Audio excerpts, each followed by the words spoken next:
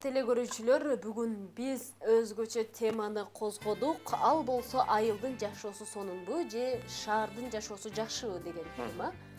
Бүгүн урматтуу достор, кайсыл тема боюнча мен бүгүн шаарда жашаган жакшы деген болсом, жарма күндө адатынча эле айылда жашаган жакшы деп талашат. Албетте, анткени мен айылдык жармагүлмүн. Сен ошону билесиң жана дайыма мага тастыктап, эскертип айтып турасың. Шаарга келип кичине шаардык боло калайын десе да мүмкүнчүлүк бербейсиң. Айылдык болсоң айылдык дейм, анан эмне дейм? Айылдык болгонум менен мен айылдын жашоосун аябай сүйөм. Айылдын жашоосу мага жагат, анткени айылдын абасы таза, суусу тунук, ушунчалык Абасы аза десең. тескерисине сүйлөй баштадым окшойт. Ошону менен бирге эле эртең менен ойгонгондо көзүмдү жумуп элестетип алып айтайын.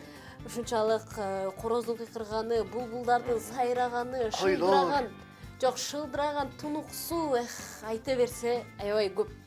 Ал айыл эмес, ал деген тоо болот. Жайлоо. Анан сен билесиңби, сага бир жаңылык айтып коеюн. Ошол тоолор айылда болот да. Жакшы. Шаарда жашаганын эмнеси жакшы дегенде, урматтуу достор, шаарда кечинде каласыңбы же эртең мененби, кайсыл убакта болбосун, бир эле звонок менен такси бат эле келет. Мына сага. Андай такси bizde деле бар. Андай такси bizde деле бар. Анын аты Көгешек деп коет. Ал дайыма сени күтүп турат. Чакырып дагы убара болбойсуң. Калган жерде минип кете бересиң. Кытайда бүгүнкү күндө таза абаны атайын сатып алышат экен, баллончиктерденчи. Ал эми сен айылга барып бекер берет сага. Бир тыйын бербейсиң. Ошо сен айтып аткан кытайлар азыркы учурда элдин баары ойлойт, кытайлар күчтүү, баардык нерсени ойлоп чыгат деп.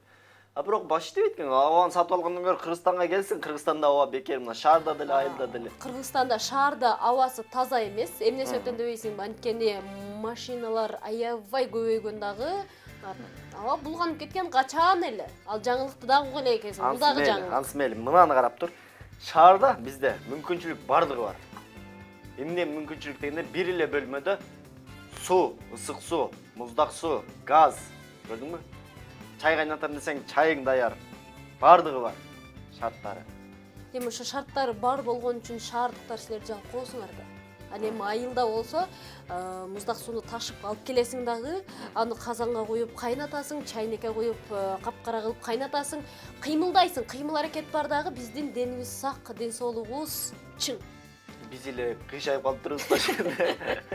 Андай эмес. Керек болсо, шаарда телефонго, уюлдук аппаратка бирдикти терминалдан салабыз. Мынасы. Терминал эмне экенин сен түшүнбөйсүң азыр. Бизде деле айылда терминал бар, Марапат эже деген, ошол жерден салабыз. Мынакей, көрдүңбү? Шаарда дагы жашаган жакшы бир жер айтайынбы? Керек болсо, айылда бир көйгөй бар да, айылда бир көйгөйдү айтпай калтырмын. Силерге көнүмүш атат. Бирок бул өтө чоң бир көйгөй да. 12ден свет өчүп калат го. Чынбы? Бизде болсо жөнөкөй эле көчөлөрдө жарыктык берип, шаарда светтерибиз өчпөй жанып турат. Бизде айылда табигый жарык бар, ал айдын жарыгы деп коет. Азыр экөөбүз көп талашпайлы. Атайын сурамжылоо жүргүзгөнбүз биз шаар тургундарынан, ошондой эле шаарга келген айыл тургундарынан, бул жакта окуп жүргөн. Ошол сурамжылоону чогуу көрөлү.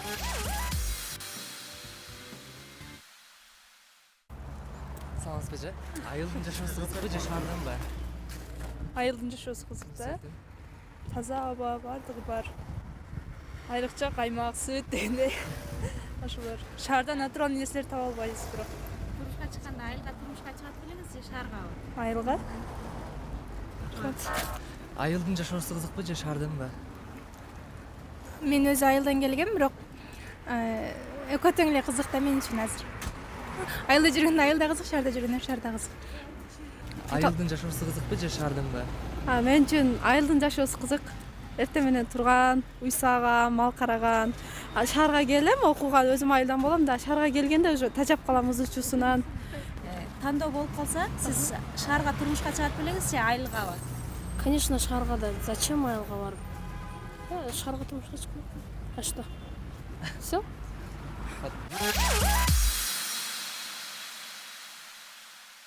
Турмушка чыксам жер кайт элем да деп көрдүңбү? Мына ушундай болот. Шаарда жашаган жакшы да бардыгы. Кыйналбайсың. Негизи айылда жашайм, бирок шаарга келип уй саагам деди. Айылга келип. Негизи азыркы учурда шаарда окуп жатам, ал эми айылда болсо уй саап, ал жактан табигый таза сүттү кайнатып ичкен сонун да деп атат. Шаарда болсо коробкаларга куюп коюп коет экенсиңер, аныңар 8 ай сакталабы, эмне барекет билбейм. Болушу мүмкүн. Биз айылда чыныгы курутту сүттү айран кылып, аны сүзмө кылып, анан кийин курутту чиелерге жайып алып, сонун кылып жейбиз. Ушул курутту тазасын жейбиз да. Мисалы, шаардыктарга болсо алдап соолап ун аралаштырып туруп, курут деп берип койсо деле айырмасын билбейт, жей берет. Ун менен куруттун айырмасын билбейт. Бирок ошол un аралашкан курут өтө даамдуу болот. Билесиңби ошону сен жеп көргөнсүңбү өзү? Көрдүңөрбү, мына өзүң айтып атасың да, курут, чыныгы курут менен un аралашкан курутту жесең ичин көбөт. Ошону билбей ал экинчи жебе. Болушу мүмкүн. Азыр мен сага бир нерсе көрсөтөм, билет бекенсиң, билбейт бекенсиң, көрөбүз. Бул эмне? Бул эмне? Бул сүрөт? Сүрөт көрдүңбү? Билбейсиң. Бул деген шаардагы үйлөр, домдор, кабат, көп кабаттуу үйлөр деп мына ушуну айтат. Дагы шаарда курут менен, un аралашкан курут менен натуральный курутты билбейсиң деп коет. Мынакей биз урматтуу телекөрүүчүлөр азыр талаша берсек, талашыбыз бүгүн бүтпөйт да. Негизи WhatsApp'тан деле аябай колдоолор көп келип атат. Айылда жашаган жакшы, шаарда жана биздин кызыбыз айткандай опростого зачем жашап деп. Керек болсо шаарда мындай музыкалар болот да. Ay bonito, papito, mi alma te llama. Papito, papito, papito, papito, dame tu alma. Жаштардын шаары бул, шаар деген. Бул эмне болуп калыптыр? Бул бизде айылдачы мындай музыкалар бар.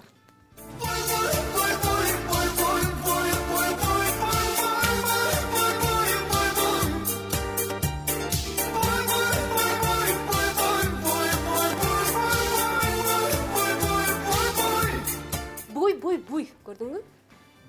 Биз 80-жылдар ушул музыканы билет элек, азыр деле ушул музыканы билип атат экенсиң. Ошо 80-жылдары биздин Кыргызстаныбыз айыл катары эле да. Аламга жол айылдан башталат деп коет. Мына айылда жашап, мына ушундай ырлар менен чоңоюп, анан кийин ийгиликке жетип атабыз да. Базар жок, айылда жашап, мына ушулдай ыр менен чоңоюп, дагы деле ошо жечирет экенсиң. Анткени бул өлбөс өчпөс ырлар. Ал эми азыр сенин пипито деген ырың эртең эле жок болот көрөсүң. А буй дагы 100 жыл жашайт. Пипито эмес. Пипито, папито иши кылса ошондой ырлар бар да айтат да. Ал эми биздин талашыбыз болсо муну менен бүтпөйт. Биз бүгүнкү эфирибиздин аягына чейин талаш өтөбүз. Азыр болсо биз Instagram жаңылыктарын чогуу көрөбүз.